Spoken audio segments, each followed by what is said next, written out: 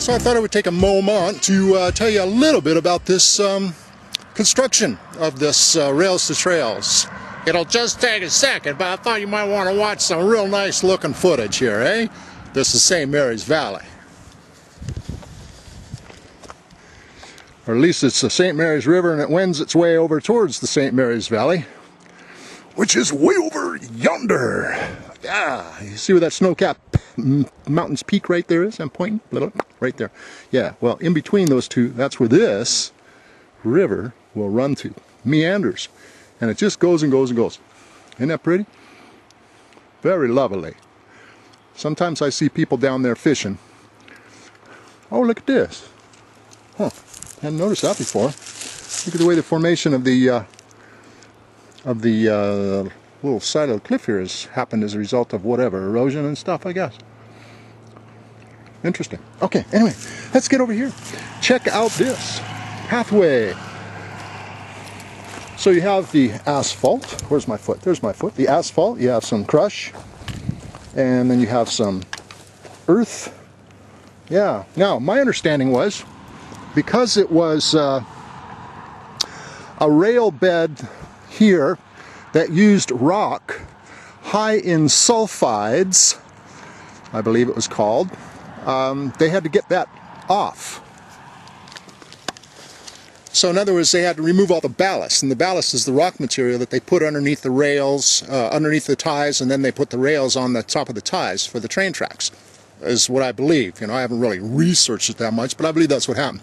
But because the ballast came from the mine, the Sullivan Mine, over in Kimberley, and the Sullivan Mine's ore was highly concentrated with sulfites and sulfates, or whatever the heck you call it, you know, sulfur producing ore down below. Once it came out from the natural state, got a little exposure to the moisture and the oxygen and stuff, and it created problems, you know, like the acid rain kind of weird stuff. Anyway, so as a result, the powers that be said, well, if you're going to put the rails to trails, you have to remove the ballast.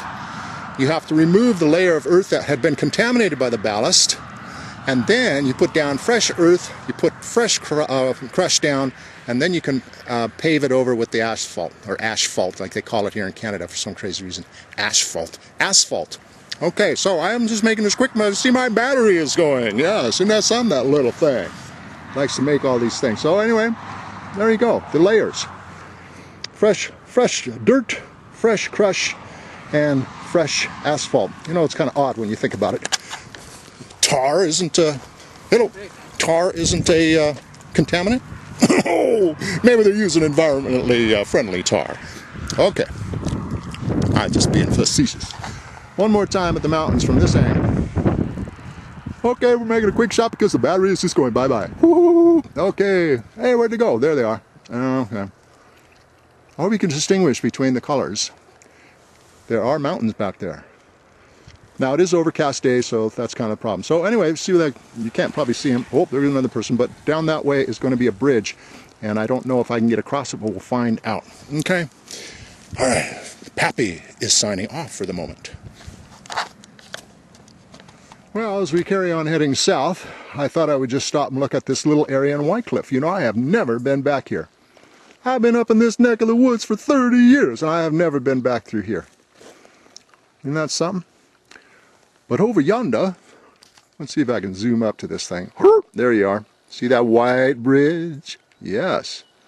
Or maybe it's just chain link. But anyway, that is what we're going to find out. If it is possible without having to scale the mountains. Well, this is very pleasant down here. See what I mean about, actually this is a lot closer together, the homes here in this area. On the other side of the highway, which is over that way, the highway is on the other side, the acreages are larger. And I've actually seen cows and llamas and all sorts of weird things over there kicking around. Alright, let's go see what that bridge looks like, shall we?